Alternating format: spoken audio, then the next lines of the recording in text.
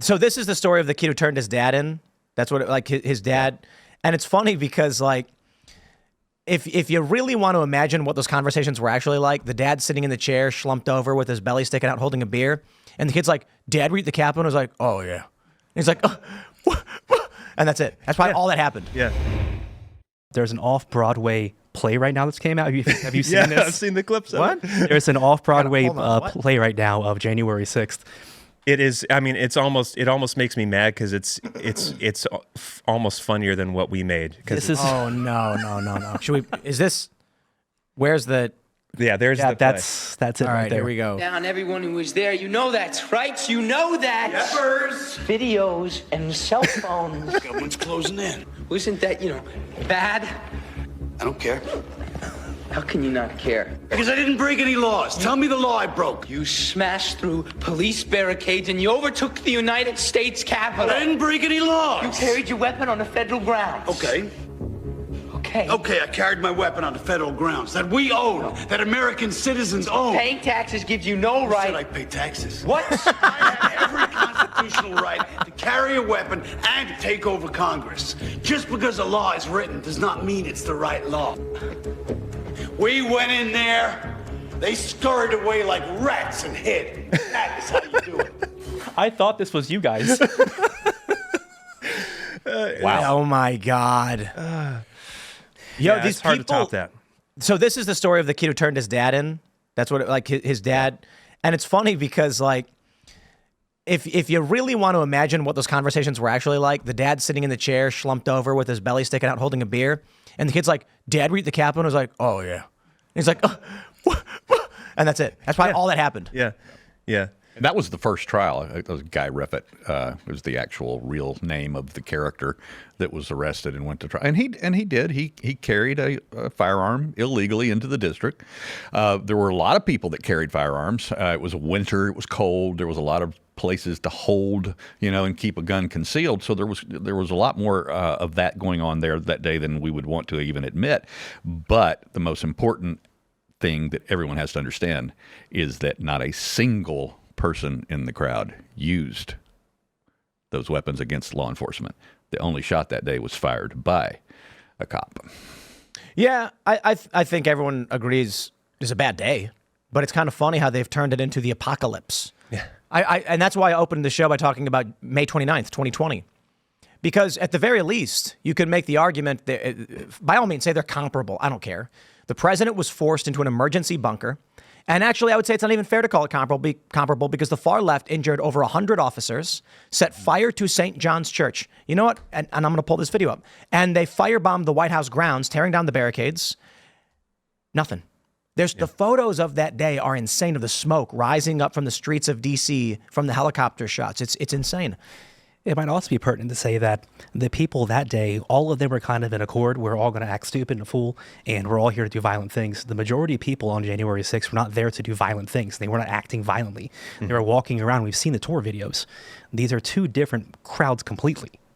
They're completely different, and the timing is what, again, because the media won't cover this accurately, they don't understand that those violent provocateurs, those people that had intention of stirring something up that day, they were already there at the Capitol long before Trump ever finished his speech.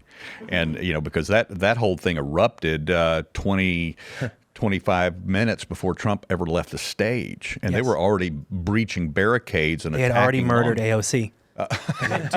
Take a look at this. This is a video, and this is the May 29th insurrection. This is a historic presidential church across the street from the White House. This video went viral. I shouldn't make it bigger, actually. And you can see that they broke into St. John's Church, and they set a massive fire. All the while, they were attacking police officers, setting fire in the street at the White House. They were firebombing the White House grounds. And I think the estimates are, they say somewhere between like 140 officers were injured that day. I actually blame Republicans because they did not treat this with the severity that they should have. Yes. And following this event, they should have had committee hearings. They should have said, how was the White House assaulted by these extremists?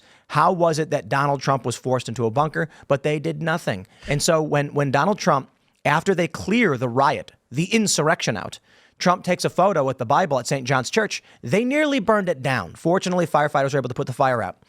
Then they said Trump attacked peaceful protesters for a photo op. Yeah, the way they turned that narrative around was insane. And I agree with you about the Republicans and their failure to address this. It's almost like leftist violence has become so ubiquitous we're desensitized to it. After 2020, it's just we've kind of taken it for granted at this point that that's their MO. That's the way leftists get their stuff done, is through political violence. Whereas the crowd on January 6th, we're talking about the most law-abiding, peaceful people in the nation. I mean, these are people who own and build businesses, who have families, who have never done anything crazy like this. They're not agitators. The fact that even some of them were driven to this point, what the narrative should be is what pushed these normal people over the edge to this. What were they mad about? Can I just, I want to ask something. Are you guys familiar with Broadway? Plays or anything like that? Are you theater? I know of it. I just couldn't help but notice that on this promo that MSNBC has for the off-Broadway play, it says conceived and directed by Stephen Sachs. And I'm like, is it normal for people to plaster their name in Broadway? Because maybe it is, and I just don't know. Yeah. You think it is? Because I just kind of feel like it's funny. It just says a lot about a person who's like, I made this. It was me. I wouldn't be putting my name on this. Yeah.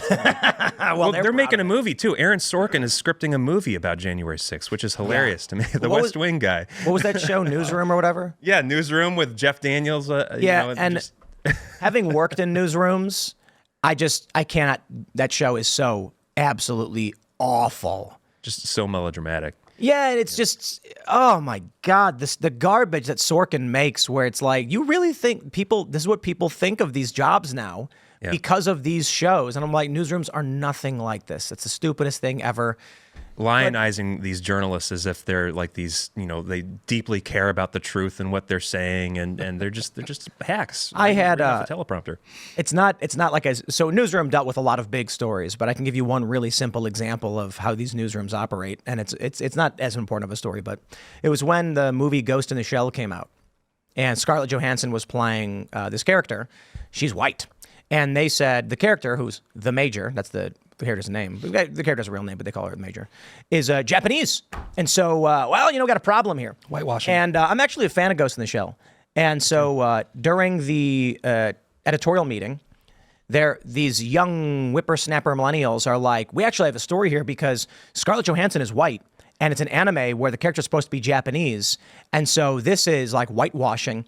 And then on the call, I went, actually, like a big premise of Ghost in the Shell is that the mind transcends these things, and actually the Major is in a prosthetic body. So the idea of the show itself is that what makes you can be transferred to another body.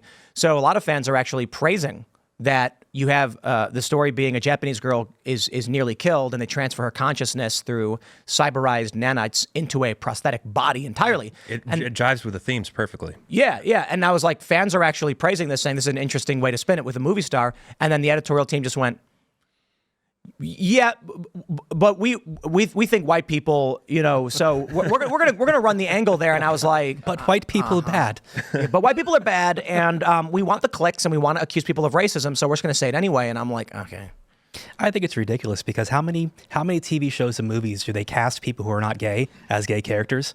Nick Offerman in The Last of Us. You couldn't find a single gay guy in Hollywood to play that role. You've got to take Ron Swanson from me. I was upset about that. That on purpose. They do that. They did that with Captain America.